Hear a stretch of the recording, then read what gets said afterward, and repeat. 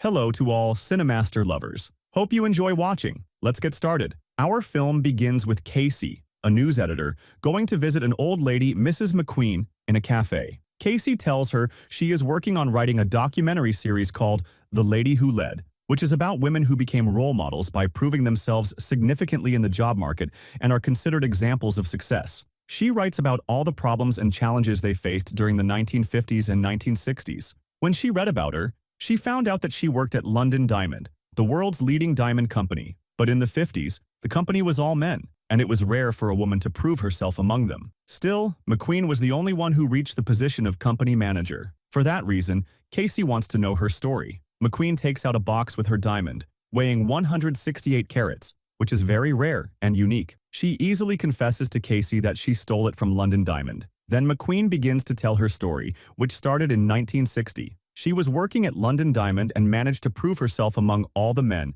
because she was the only woman to take a high position among them. She was always the first to arrive at the company, along with the janitor, Mr. Hobbs. At that time, the company manager was Milton. He was facing many protests and problems because of workers dying in Africa while searching for raw diamonds. He held an emergency meeting with the company's top executives, including McQueen, and informed them of the risks they were facing due to the protests and deaths of workers in Africa while searching for diamonds. At the end of the meeting, he announced that the person who deserved the new manager position was someone else, not McQueen. McQueen was really hoping for that position, but as usual, it went to someone less experienced than her, with many years' difference in service between them. Still, she didn't get upset and tried to motivate herself that there was still hope and she might get promoted at any moment. She wrote herself a motivational note that there is hope and she might get promoted soon, and that she would win one day. She stayed at the company and kept working, even doing the janitor's job sometimes. He told her she was always the first to arrive and the last to leave the company, and that her manager and colleagues should be affected by this.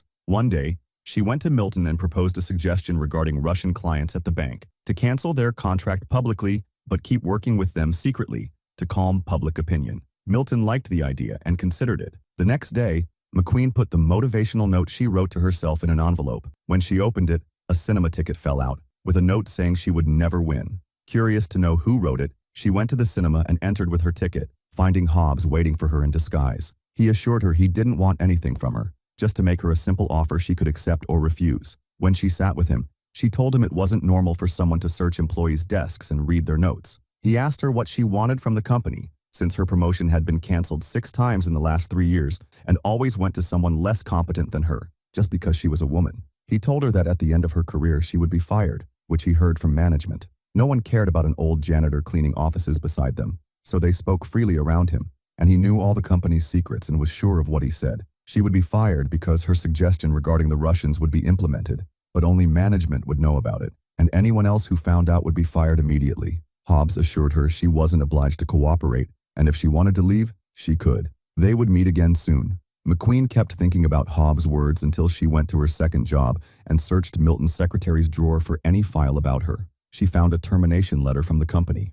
She thought of turning to her friend to work at his bank, hoping to be hired there, but was shocked to find that London Diamond had issued a decision not to hire anyone who worked there in any other place. She would be unemployed and unable to work anywhere else. She returned home devastated and cried herself to sleep. She dreamed that she stole diamonds from the company and was arrested. She went to her office and kept thinking about Hobbs's words until she decided to meet him again to hear his offer. She got straight to the point and asked what he planned to steal from the company, since no normal person would think of robbing the main company vault. Hobbs told her he wanted to steal enough to secure his life after retirement and cover his medical expenses. She told him she had investigated him and knew his wife died 15 years ago from illness, and he cared for her. Зрение, работающее ночью и ухаживающее за ней в течение дня. She wanted to know if he really intended to rob the company. He told her he had a plan and took her to his house, saying he had worked at the company for a long time and knew everything about it. The most important thing was punctuality. The company closed its doors at 9 p.m. and opened at 7 a.m., meaning it was empty for 10 hours and no one was allowed in. He wanted to steal the vault on the ground floor. He told her he always started cleaning from the 4th floor, then went down to the ground floor, which only had 2 guards who sat far from the vault. No one guarded the vault corridor, so he could do whatever he wanted without anyone suspecting or watching him. He could open the vault door, which he had cleaned for 16 years without ever seeing inside. McQueen told him he needed the vault codes, which changed every week. He said the codes were only known by the responsible employee and the company manager, Mr. Milton. One time, a year ago, while cleaning Milton's office, he saw Milton write the code on a paper and hide it in his office, but later changed its place and now likely kept it at home. That's where McQueen came in, since she was invited to a party at his house, giving her a chance to enter his office and look for the codes. Once he could open the vault, he would put the diamonds in his bottle and leave. By the time the theft was discovered, he would be retired and she would be fired, and each would have about £1 million, which was a huge amount at the time. McQueen thought the plan was very easy, so she went home thinking about it. The next day was the night of Milton's party at his house. Quinn tries to enter the library and keeps searching for the codes but can't find them. Then someone approaches, so she hides and sees Milton opening his safe, with the codes inside. She waits, manages to open the safe, memorizes the codes, and gives them to the other Hobbs, agreeing to join him in the theft. She tells him she wants to know his every move. She goes to her office and finds out the company has started a new security system, installing 8 cameras in the company's resources. She immediately meets Hobbs at a cafe outside the company and tells him the theft will fail and she won't participate because of the surveillance cameras. Hobbs tells her she must have figured out a way to pull off the theft anyway, otherwise she wouldn't have come to the cafe just to tell him that. She tells him that 8 cameras are working on 8 screens, and each camera needs 15 seconds to turn off and then back on. So, 2 screens go off for 15 seconds and switch to another camera, meaning they have only 1 minute not being recorded. It's impossible to do the theft because Hobbs can't steal and close the safe in 1 minute.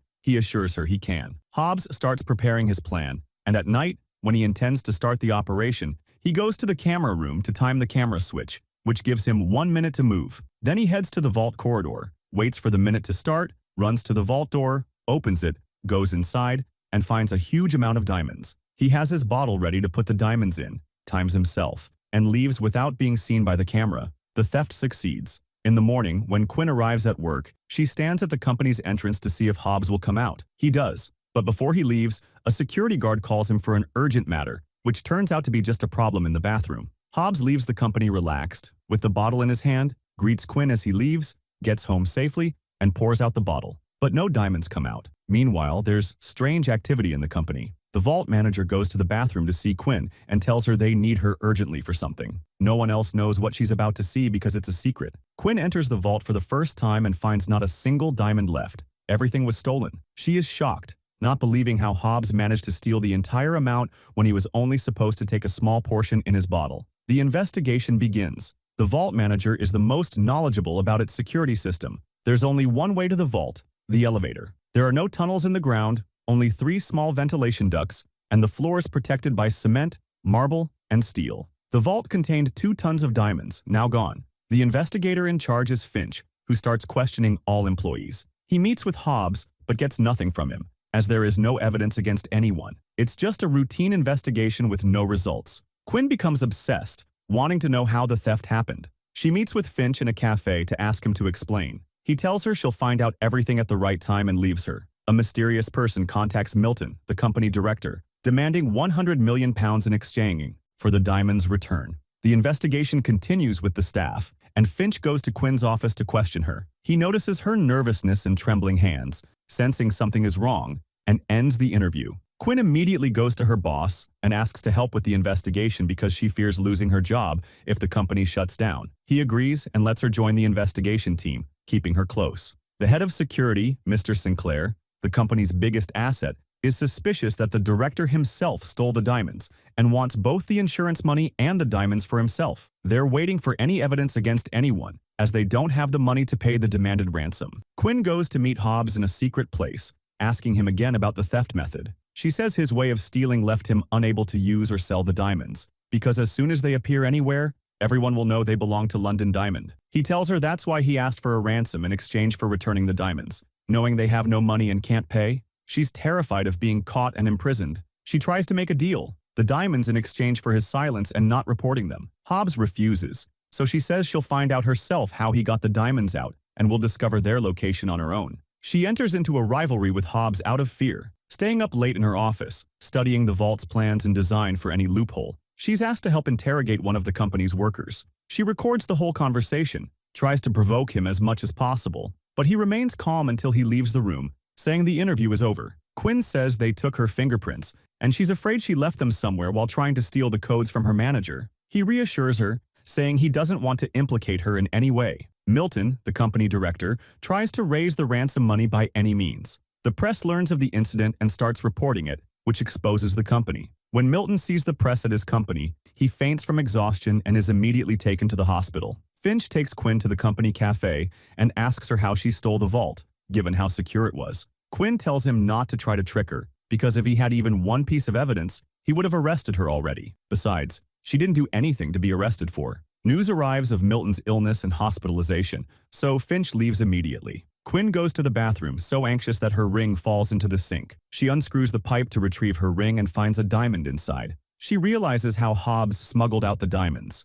She rushes to the sewer drain with a flashlight, and when she goes down, she finds Hobbs in front of her. He tells her she's clever and managed to solve the case. When she threatens to report everything he did, he threatens her with a gun. She hits him with the flashlight and tries to escape until she falls and finds diamonds beneath her. She grabs a large diamond, and he tells her his wife died of cancer, and there was hope for her treatment because he discovered her illness early, but the insurance refused to pay for the operation. The insurance company manager was responsible for the company's insurance money, Mr. Sinclair, and he decided to take revenge on him. At the same time, Mr. Sinclair was always in demand at the London company, and he was accused of betraying them. This was because he was the one who informed the London newspaper about the news, as he was the biggest partner there. This gave him more time to deal with the diamonds he had stolen. He wanted to put the blame on the company manager to divert suspicion from himself. At one moment, Sinclair realizes he has lost everything in his life: money, influence, and wealth, and he decides to commit suicide. Hobbs indeed waited 15 years to take revenge on Sinclair for his wife. We see how the diamonds were stolen from the safe. Hobbs was so skilled with the timing that he managed to get in and out multiple times,